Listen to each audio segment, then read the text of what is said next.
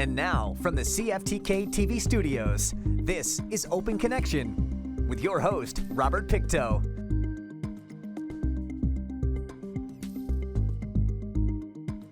Welcome to Open Connection. I'm your host, Robert Pictou. Our show today comes to you from the traditional and unceded territory of the Tsimshian people. Estimated to be the largest gold mine development project in the Caribou region of BC in more than a decade, the Blackwater mine has been designed to have one of the smallest carbon footprints for an open-pit gold project in the world. On today's Open Connection, MLA Nathan Cullen. Much of our economy is based around how we manage the natural resource wealth of the region. We've had a significant amount of investment, as you know, in the Northwest, in Tahltan, in Kaska-Tlingit territory to the north of us.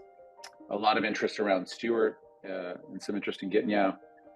A pretty significant mine was announced just 2 weeks ago, the Artemis Gold Project, which is just south of Vanderhoof. And that's significant in that it's 800 jobs, it's 450 permanent, $13 billion in revenue, like a significant copper gold mine.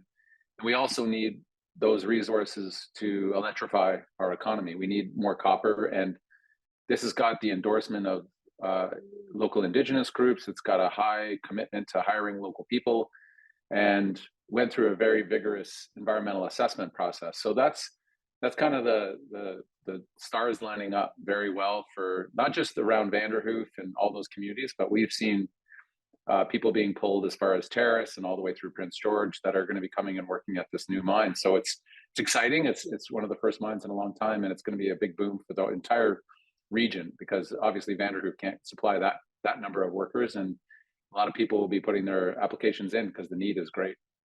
And when it comes to mines, I mean, this doesn't just happen overnight. This is a series of process that caused a lot of permitting, a lot of investment has gone in just to get to this point. Is that right?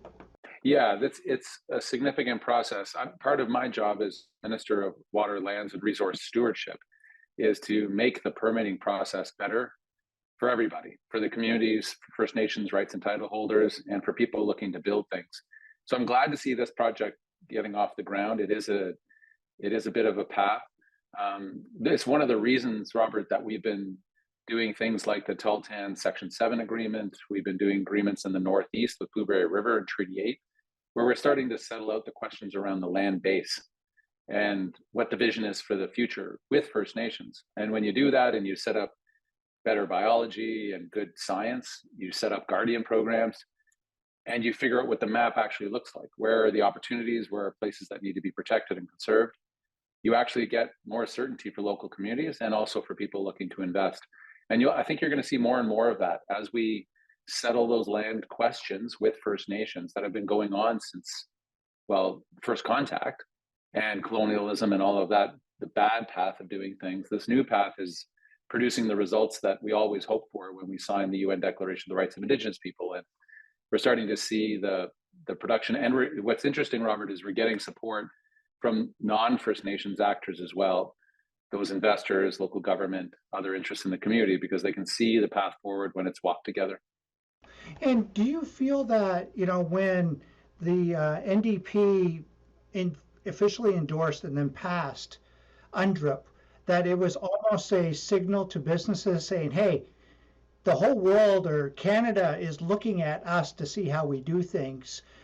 Let's do this thing right. Do you think companies kind of may have been thinking about it now where they hadn't had before?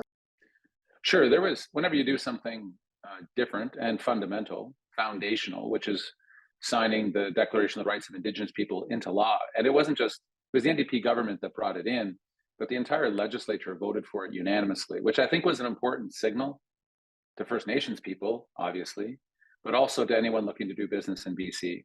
What's happened at the same time, Robert, is that there's a thing called ESG financing, which is ethical, social, and governance. It's more, I guess, evolved way of looking at raising money for projects. That's now a $56 trillion bunch of money, investor money sitting around the world, looking for areas where there's good environmental policy, there's good social and good governance. And one of the main things we hear from industry right now, from mining, from forestry, from others, is that because BC signed on to the Declaration of the Rights, it is settling some of these land questions, important ones, not all, but many, and hopefully more to come. The opportunity to raise capital in the markets is vastly increased. And so we see projects, we just saw a project the other day, we were talking about it, an internet project that Gittineau and Sienna is running out of Terrace, majority owned First Nations company. But we know we can do that deal and bring high-speed internet to the north and underserved communities, Indigenous-led, maximum community benefit, not just on internet, but also jobs and other things. And you start to see those win-wins come along, and then it gets truly exciting. Open Connection will be right back after these messages. And now, from the CFTK-TV studios, this is Open Connection with your host, Robert Pictou. Thank you for staying with us. Beavers identify structural damages in their dams by the sound of running water. To them, the perfect dam doesn't let any water through, so it is quiet. Let us return to the conversation as MLA Cullen shares how a beaver helped identify the vulnerabilities of technology in the Northwest. I mean, we laugh about it, but yes, a beaver took out the internet for the north because we have one line coming in. And if the line gets cut for whatever reason or damaged, then suddenly business stops, people's ability to get to meetings, doctor's appointments, like everything just cascades down. And so two things have happened. Yes, projects like the Gittineau project, fantastic, because it builds redundancy. If there's a cut in one part of the loop still is there and we can continue to communicate with the world. We also have laid a submarine cable down from the north coast connecting Haida Gwaii in a lot of underserved coastal communities. That is another loop, right? And so you start to see us catch up and know that, when did internet come? It was a nice to have to a must have. If you're running a coffee shop or you're trying to do business or you're trying to meet with people like we are virtually, boy, a slow internet or no internet is really tough way to do business. And we're hearing that from companies a lot who want to move here, want to invest. When people are trying to move to the Northwest, one of their questions now is how fast is your internet? And the answer to that question increasingly is very good and more reliable than it's ever been. Yeah, because when it comes to businesses coming in, there's an expense to get up here to the north and then travel to these remote communities. If you can do that, via like we are via Zoom, you can get everything accomplished in a few hours as opposed to a whole week. Well, and this is the nature of the world. I think it's always going to be both, right? We need people living here, understanding here, investing in here in a meaningful way. And we also know that being able to get to medical appointments, being able to do business, being able to get educated. I'm taking Gitsan courses in a couple of weeks starting, but it's going to be entirely virtual. Me and a bunch of folks from around who can't be in the classroom every evening. And that kind of thing, for whatever your interests are in the world, it's increasingly important. It's not just a question about Netflix, which nice to have access to movies or games or whatever, but the real thing for us in government, and we've invested a lot of money into this, is that we know that connection, reliable connection, good speed, that's just a bare minimum to get in the conversation. And that's why we see so much job opportunities in the Northwest. I think it's heavily connected to those big investments that have happened over years. There's a couple of things that are very interesting about this LNG project that make it stand out actually in the world. I don't know of any project that fits this bill. One is the Indigenous participation and lead from the Haisla, and Chief Smith has been amazing from the get-go on this and pushing this, being consistent with our government. The second is looking to electrify that project so that the energy required will offset much of the carbon impact of what it is. And we have in our offices every day in Victoria, folks, especially from Korea, Japan, who are saying, look, we're in the process of decommissioning coal-fired electricity now. We need to buy LNG. That's our next transition fuel. We're buying it from you, or we're buying it from Qatar. We're buying it from Saudi Arabia, where let's just say very few human rights exist. They're very heavy polluting sources. And can you do better? And the leadership of the Haisla in particular has been strong and steady, asking our government that the Declaration of the Rights of Indigenous Peoples also includes economic sovereignty and the ability to make sure that poverty is addressed, because it's very, very difficult to lift up your nation if people don't have work and consistent, good paying work. And that's what the Haisela's vision has been for a long time. What is the NDP doing to kind of help out with affordability when it comes to housing? Well, billions and billions of dollars, first of all, in building housing right across the spectrum, actually, from social, low-income housing, helping marketplace housing get off, co-op housing. Like, look at except for, I guess, the very, very high end, we're not really helping with people with $20 million homes. They're probably taking care of themselves okay.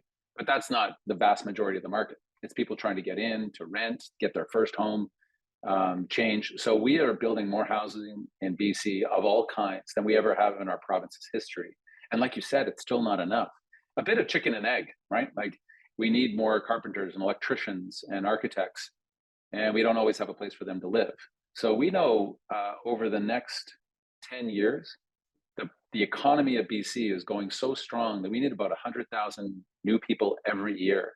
And so you start to do the math on the housing that's required.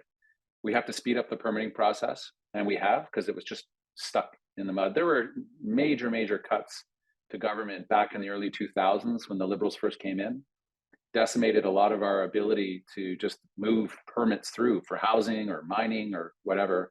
And that always seemed dumb to me, because it looked like it was cutting off your nose to spite your face.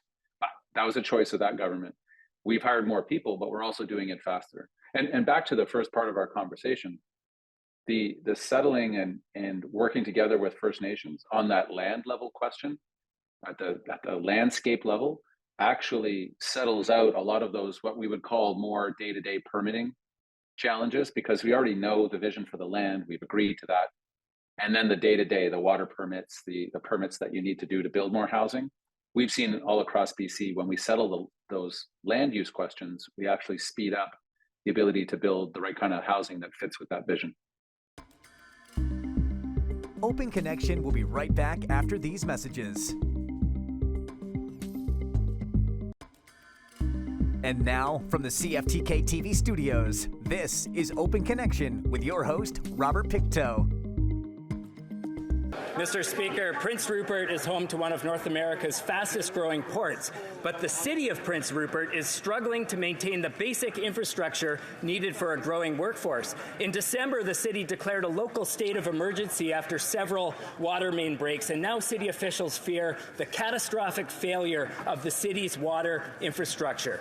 Now, the BC government has pledged support already, and it's written to this Minister of Infrastructure and asked for federal help. Why won't this Liberal government step up and help this city in crisis?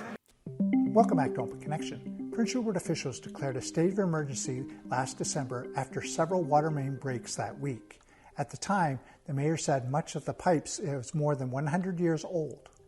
Let us return to the conversation as MLA Cullen shares how the BC government is helping Prince Rupert. $65 million, I believe, for the city of Prince Rupert.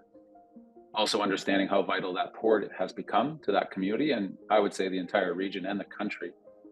I've never seen a government move at this pace. I mean, it was like you say, every day, announcements for cities and municipalities, announcements for more affordable childcare, more housing, cuts to our car insurance rates, to help affordability.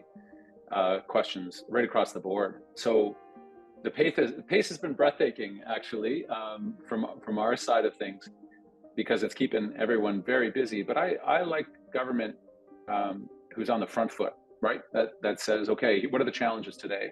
Healthcare, housing, affordability, hiring more doctors, hiring more nurses, like investing more in hospitals like in Terrace and Fort St. James, and more to come. So the pace is good, a lot getting done, but I think it's also meeting the needs and expectations of people in BC right now, because the needs are significant. What do you think that the NDP government can do to help bring in more doctors? Is it through visas? Is it through other areas? Is it more money?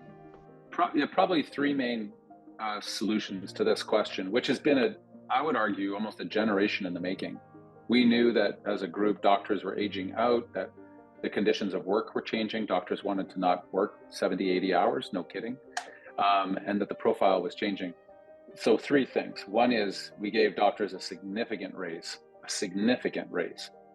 which they've been asking for, and we're very glad to see. And it was one of the most significant things we could have done. Second, doctors from outside dramatically speeding up the certification process, working with the College of Physicians and Surgeons to say, you got to be more transparent, you got to move faster, and when a doctor's qualified, we got to get them in and working, get them to the positions that they need. The third thing is training more doctors here in BC. We're going to open up a second medical school. The current one we have is expanding dramatically. Training more people here in the north, very important to me. And because we know training in place and serving in place is a much better chance that you'll actually stay there. So all of those three things together should get us there. But we've also had to change the way healthcare happens. So we've expanded what pharmacists can do. We've expanded what nurses can do. And many of those cases, Robert, they were already doing it, or it kind of made sense, right? You have a prescription, you go to renew it. Nothing's changed. You're in the same state. You still need the medicine. Going through and booking and sitting in your doctor's office for half an hour to go in and just get the scribble. We realized that pharmacists, who you're going to consult with anyways, we're in a good place. So now that's changed. And that should have been done 20 years ago. Stop clogging the system up with things that other people can do, as opposed to the highest paid person on your staff, the busiest person on your staff, which is often the doctor. Open Connection will be right back after these messages. And now, from the CFTK-TV studios, this is Open Connection with your host, Robert Pictou. Some rural BC mayors are calling on the province to end the vaccine mandate for healthcare workers as a way to get sideline nurses back on the job. But Healthcare Minister Adrian Dix says that option is not on the table. In this final segment of Open Connection, MLA Cullen shares how the BC government is addressing the healthcare crisis here in the Northwest. First of all, the numbers are not what I would say significant when you look at the entire medical system. Especially on the doctor's front, but even on the nurse's front, the modification. So COVID is still with us. I know I, like everyone, would like it to just be a thing of the past, but it is also with us presently. And it keeps mutating and doing things, but it's certainly not as severe. What I would say is that we've made modifications for some docs so they can practice in their private clinic. They just have to tell their patients that they have not received any of the COVID vaccines. It was unfortunate that, through it all, that the idea of getting a vaccine, which we've known for many generations are very effective at preventing serious and significant illness, became so political, a dividing line for so many. That being said, where we're at right now is the mandates do exist for people who deal with vulnerable populations. So if you're working in a hospital, if you're working in a senior's home, and you're on the public dime, then we do have that healthcare mandate that's set out by the Public Health Office. There will be some that, for their own personal reasons, don't want to take that vaccine, but I think the greater challenges in the medical system go well beyond the relatively small number of people that are in that category to, like I said, training more, hiring more, and bringing more folks in from overseas. And what are some other things that you've been working on? Because with what you've been doing, I know you've been all over the place. But what are some of those things that kind of are, I guess you could say, on the back burner, ready to come forward? Well, you'll see some significant investments from your local government. We cut a check for $1 billion through all BC municipalities to be able to build up the infrastructure. We know it's very expensive stuff to do. It's not the most exciting stuff until it breaks. And then it's very exciting when the water doesn't work, when the sewers have got problems, when the roads are breaking. So across the Northwest, we saw tens of millions of dollars go into our communities, which is fantastic. We're also making progress on what's called the Resource Benefit Alliance, which is an alliance of northern communities looking to create essentially a fair share agreement with the province, so that there's steady revenue coming into our local governments to hold up the services that we need. We know there's other things that we're going to do on childcare, building lots and lots of childcare spaces, and we just released a new bursary program, $5,000 up to for anyone looking to get their ECE certificate, and even changing the program so that people in their final year of high school can begin working in a childcare center if they think that's interesting to them, and get their first year done, graduate high school, one more year of school, and then they can start working full time, which is great, just advancing people in. There's lots. As long as the list of needs are, that's the list of work that we have in front of us, and there's tons to do. It's pretty exciting stuff. As you'll remember, we brought in a federal law to ban oil tankers off the North Coast after decades and decades of fighting around that question. I was glad to see, and that's still in place, and I don't think that's going anywhere. In terms of the various LNG projects, the new regime that we brought in just last week talks about moving to net zero essentially immediately, right? So you build your project and you build it in such a way that its net impact on climate has to be zero. So there's a whole bunch of projects in the queue. As to whether they can accomplish that or not, that's the game, that's the frame, that's what everyone has to play in, because we just can't advance carbon projects that greatly add to the carbon budget of the province, because our budget is to decrease over time if we're to meet our climate goals, which we're on set to do, but it won't be easy. We're gonna have to do a lot of work, improve our homes, get more cars off of gas, which if you look at the price at the pump, I think I know more and more people are interested, just not enough vehicles out there to buy. That's a little out of our hands. What is in our hands is making sure that we're producing some of the raw materials and developed materials that go into those vehicles, because the demand is extraordinary. So in terms of other projects in the queue, they now know this set of terms, and that's why the Suzuki Foundation and others came out in support of our plan last week, is because they see us serious about our climate goals, and that's what has to happen, even as certain projects are getting approved or not. And is there anything I might have missed that you'd like to add? That's something that was a relatively small part of the budget, but really important to a lot of people, is the notion of we put in free contraception for British Columbians. This, over a person's life, particularly a woman's life, can add up to $10,000, $15,000 over the course of their life, yet is what we deem to be a pretty essential part of your healthcare in BC, to have that choice and not have poverty be in the way of someone choosing. So not free from the budget side of things, but free for people now, so that they can go in and get medically approved contraception, which I think is just really important, a big signal to people, women in particular, that they shouldn't be second-class citizens when it comes to accessing the healthcare system. I understand there's some schools too that are putting in free products for the women. That's right. And so that's where the funding will come from the province, whether it's distributed in schools, universities, or just directly through your doctor, right? So people will probably April 1st, I believe, is when it starts, be able to go to their doctor and get a prescription, similar to how we did COVID tests and, the flu vaccine, right? Like we know that there are some things that are really, really important, so people have access to, and it shouldn't matter how much or how little money they have in the bank account to access them. Thank you for joining us for this episode of Open Connection.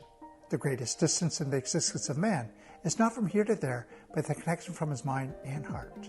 If we can conquer that distance, we can soar like an eagle and realize our mastery within. I'm Robert Pictou.